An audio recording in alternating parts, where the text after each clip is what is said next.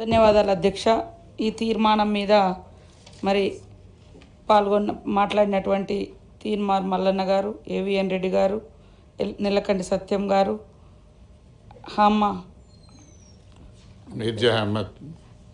మీర్జా అహ్మద్ గారు, అదేవిధంగా మహేష్ గౌడన్న గారికి ధన్యవాదాలు అధ్యక్ష. శంకర్ నాయక్ గారు, మరి అందరూ కూడా. కానీ ఇంకెట్లాగో బీజేపీ ప్రభుత్వం ప్రవేశపెట్టింది కాబట్టి మా సోదరుడు ఇక్కడ నుంచే మాట్లాడినట్టుంది. పాపం లోపటైతే ఇటు ఎట్లాగూ పేదల పక్షాన ఉంటారని నేను భావిస్తూ ఉన్నా. అయితే దాంట్లో సమస్యలు ఉంటే ఉండొచ్చు, కానీ సమస్యలు ఇంట్లో ఎలుకలు జోరని అని ఇంటికి తగలబెట్టుకోము కదా అధ్యక్ష.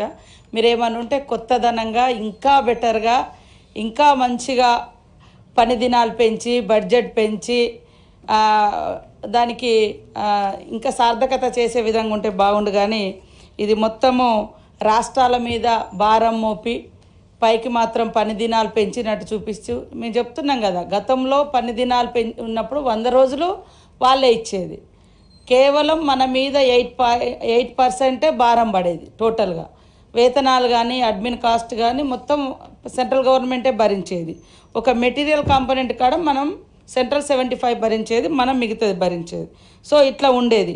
కాబట్టి మీరు సభలో ఏం మాట్లాడినా దయచేసి మీరు పైకి మాత్రం మీ గవర్నమెంట్కు ఖచ్చితంగా దీని మూలంగా పేదల బతుకులు ఛిద్రమైపోతాయి.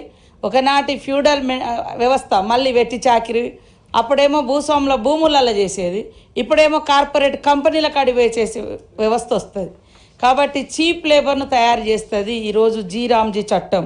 జీరామ్జీ చట్టం ఎట్లుందంటే మరి జీరామ్జీ నోకామ్, ఓన్లీ నామ్ బదలన అన్నట్టు ఉంది. పేర్లు మారుతున్నాయి కానీ పని మాత్రం వచ్చేది లేదు. కాబట్టి అది పూర్తిగా మార్పిచ్చే విధంగా మీరు కూడా కేంద్రం మీద ఒత్తిడి చేస్తే బాగుంటుందని కోరుతా ఉన్న అధ్యక్ష.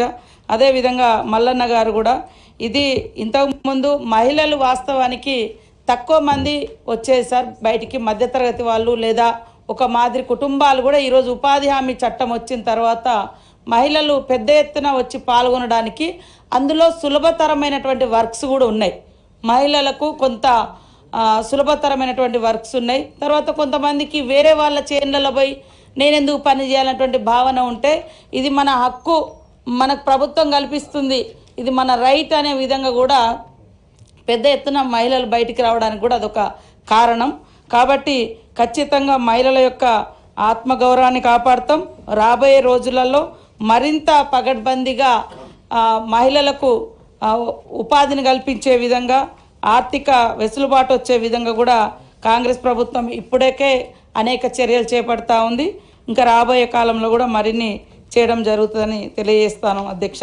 అదేవిధంగా మరి గ్రామాలు సిటీలలో కలిపినరు అని అన్నప్పుడు కొన్ని గ్రామాలు, కొన్ని జిల్లాలు పాత చట్టం ఎంత పగడ్బందీగా మరి వచ్చింది. ఆ రోజు దాదాపుగా 2004 నుంచి అనేక మంది మేధావులు, లెఫ్ట్ వామపక్ష పార్టీలు, మరి ఎంపీలు, మీ లాంటి పెద్దలు కూడా మరి అందులో అనేక మంది చర్చలలో పాల్గొని తర్వాత ఈ చట్టం వచ్చింది అధ్యక్ష. ఇది మహాత్మా గాంధీ గ్రామీణ ఉపాధి హామీ చట్టం. కానీ జీరామ్జీ అయితే ఒకటేసారి 4 రోజులలో చట్టం వచ్చింది. చట్టం పాత చట్టం కొట్టేసిర్రు, కొత్త చట్టం పెట్టిర్రు. అసలు ఏం అర్థం కాలే. ఈరోజు రాష్ట్రాల మీద భారం మోపేటప్పుడు ఖచ్చితంగా రాష్ట్రాల అభిప్రాయాలు తెలుసుకోవాలి, చర్చ చేయాలి. చర్చ చేయకుండా మేము ఇస్తున్నాం, మీరు 40% భరించాలి అని అనడం ఇది పెత్తనం అవుతుంది, ఫెడరలిజం కాదు.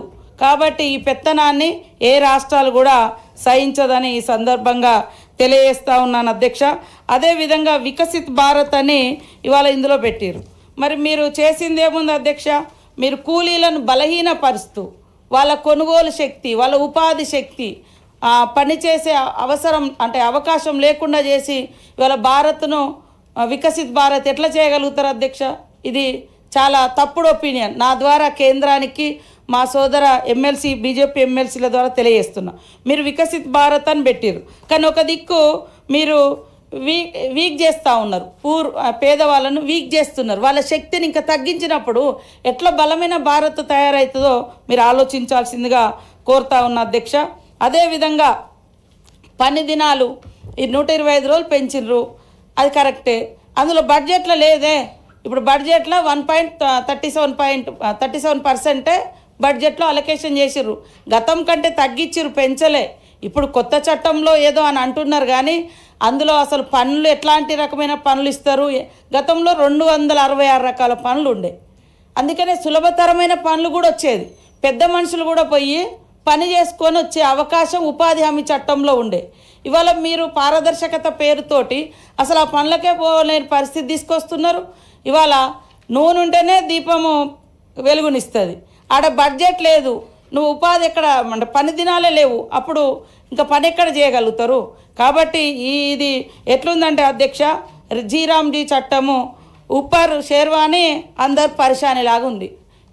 దీన్ని మీరు అర్థం చేసుకొని ఖచ్చితంగా మరి పాత చట్టాన్ని కొనసాగించాలనేదే మరొకసారి మా సోదరులందరికీ విజ్ఞప్తి చేస్తూ, కొత్త చట్టంలో మీరు అన్నట్టుగా మీరు పేర్లు ఎందుకు అంత గాంధీ గారి మీద అంత విద్వేషం? ఆయన కన్నది గ్రామ స్వరాజ్యం.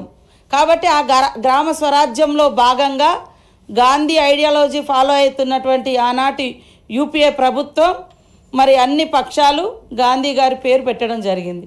గాంధీ గారు అంటే అందరి నోళ్ళల్లో తిరుగుతాం. మీరు ఆజీవిక, గ్రామీణ, ఇవన్నీ రోజ్గార్ అనేసరికి ఇవి మా అందరికీ అర్థమయ్యే పదాలు కాదు.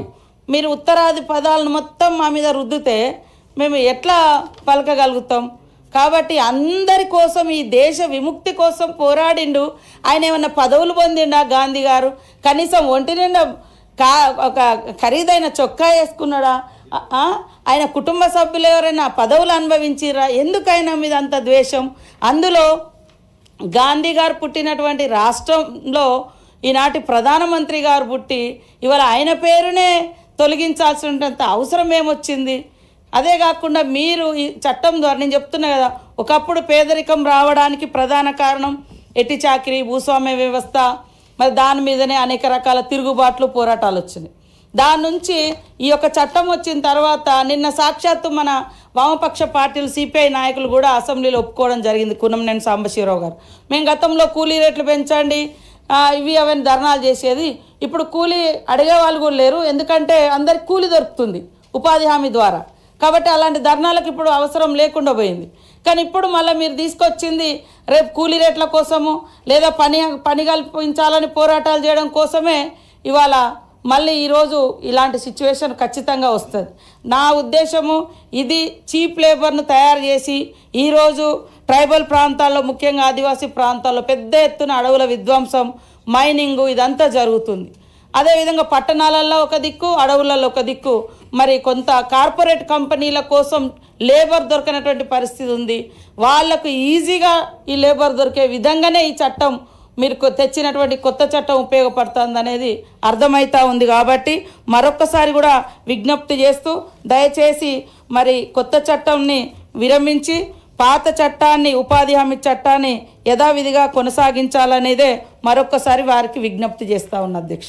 మహాత్మా గాంధీ జాతీయ గ్రామీణ ఉపాధి పథకంపై స్వల్పకాలిక చర్చ ముగిసింది.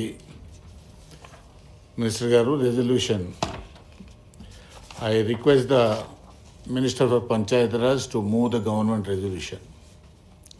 అధ్యక్ష, మహాత్మా గాంధీ జాతీయ గ్రామీణ ఉపాధి హామీ పథకంపై సభ తీర్మానం.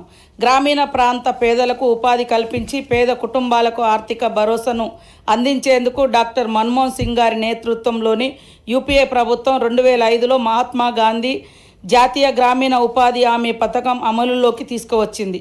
పేదరికం, నిరుద్యోగం, వలసలు, నైపుణ్యం లేని శ్రామిక వర్గాల దోపిడీ, స్త్రీ పురుషుల మధ్య వేతన అసమానతలను తగ్గించి అన్ని రకాల అభివృద్ధికి, అన్ని వర్గాల అభివృద్ధికి తెచ్చిన ఈ చట్టం 2006 ఫిబ్రవరి 2 నుండి అమల్లోకి వచ్చింది అధ్యక్ష.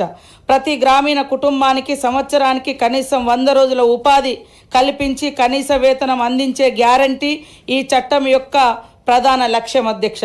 గత 20 సంవత్సరాలుగా ఈ పథకం ద్వారా మన రాష్ట్రంలో లబ్ధి పొందిన వారిలో దాదాపుగా మరి 90% ఎస్సీలు, ఎస్టీలు, బీసీలు ఉన్నారు అధ్యక్ష.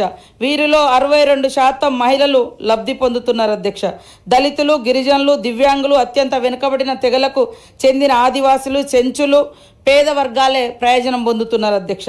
ప్రస్తుతం ప్రవేశపెట్టిన తీసుకొచ్చిన Viksit Bharat guarantee for Rozgar and Ajeevika mission Gramin చట్టం విబిజీ రామ్జీ 2025 పేదల హక్కులను దెబ్బతీసేలా ఉంది. ఈ పథకంపై ప్రధానంగా ఆధారపడ్డ గ్రామీణ ప్రాంత మహిళలు, బలహీన వర్గాల ఉపాధికి హామీ లేకుండా చేస్తుంది. పాత ఉపాధి హామీ పథకం ఆత్మను దెబ్బతీసే పాత ఉపాధి పథకం యొక్క ఆత్మను దెబ్బతీసే నిబంధనలు పేదల పాలిట శాపంగా మారనున్నాయి అధ్యక్ష. ఆ కారణంగా ఈ సభ కింద తెలిపిన విధంగా తీర్మానాన్ని ప్రవేశపెట్టడం జరుగుతుంది అధ్యక్ష. కొత్త చట్టం పేదల హక్కులకు వ్యతిరేకంగా ఉంది. ఉపాధి హామీ చట్టం యొక్క అసలు ఉద్దేశాన్ని దెబ్బతీస్తుంది. డిమాండ్ అనుగుణంగా పనుల ప్రణాళికను తయారు చేసే విధానానికి స్వస్తి పలికింది. డిమాండ్ ఆధారిత పాత విధానాన్ని కొనసాగించాలని కోరుతుంది అధ్యక్ష. కొత్త చట్టం మహిళా కూలీలకు వ్యతిరేకంగా ఉంది. ఇప్పుడు అమల్లో ఉన్న ఎంజీఎన్ఆర్ఈజీఏలో దాదాపు 62% మహిళలు కూలీ పొందేవారు. కొత్త చట్టంలో పొందుపరిచిన పరిమిత కేటాయింపుల విధానం వల్ల పని దినాలు తగ్గిపోతాయి. దీంతో పేద కుటుంబాల్లోని మహిళలు నష్టపోతారు అధ్యక్ష. మహిళా సాధికారత సాధించాలంటే పాత ఎంజీఎన్ఆర్ఈజీఎస్ విధానాన్ని పునరుద్ధరించాలని కోరుతా ఉన్నాం అధ్యక్ష. అదేవిధంగా 3వ తీర్మానం, ప్రస్తుతం ఉపాధి హామీ పథకంలో పూర్తిగా కేంద్రమే నిధులు కేటాయించేది. కొత్త చట్టం ద్వారా కేంద్ర రాష్ట్ర నిధుల వాటా 60:40గా మార్చటం సమైక్య స్ఫూర్తికి విఘాతం కలిగిస్తుంది అధ్యక్ష. ఇది రాష్ట్రాలపై ఆర్థిక అదనపు భారాన్ని మోపుతుంది అధ్యక్ష. పాత నిధుల వాటా నమూనాను పునరుద్ధరించాలని కోరుతా ఉన్నాం అధ్యక్ష. మహాత్మా గాంధీ పేరును ఈ పథకం నుంచి తొలగించటంతో గాంధీ గారి స్ఫూర్తిని నీరుగార్చినట్లయింది అధ్యక్ష. మరి గాంధీ గారి పేరును మళ్ళీ పెట్టాలని కోరుతా ఉన్నాం అధ్యక్ష. వ్యవసాయ సీజన్లో 60 రోజుల విరామం తప్పనిసరిగా విధించడంతో భూమి లేని నిరుపేద కూలీలకు అన్యాయం జరుగుతుంది అధ్యక్ష. ఉపాధి హామీ పథకాన్ని సంవత్సరం పొడుగునా కొనసాగించాలి అధ్యక్ష. 6వ తీర్మానం, ప్రస్తుత ఉపాధి హామీ ద్వారా 266 రకాల పనులు చేపట్టే వెసులుబాటు ఉండేది అధ్యక్ష. కొత్త చట్టంలో భూముల అభివృద్ధి వంటి శ్రమ ఆధారిత పనులు తొలగించటంతో చిన్న సన్నకారు రైతులు, దళితులు, గిరిజనులు నష్టపోతారు అధ్యక్ష. ఇప్పుడున్న పనుల జాబితాను యథాతథంగా అనుమతించాలని కోరడం జరిగింది అధ్యక్ష. ఈ విషయాలన్నీ పరిగణలోకి తీసుకొని ఎంజీఎన్ఆర్ఈజీఏ చట్టంలో నిర్దేశించిన ఉద్దేశాలను, లక్ష్యాలను దృష్టిలో ఉంచుకొని కూలీ కుటుంబాల ఆకాంక్షలు నెరవేర్చేందుకు మహాత్మా గాంధీ ఎన్ఆర్ఈజీఏ చట్టాన్ని యథాతథంగా కొనసాగించాలని ఈ సభ తీర్మానిస్తుంది అధ్యక్ష. రెజల్యూషన్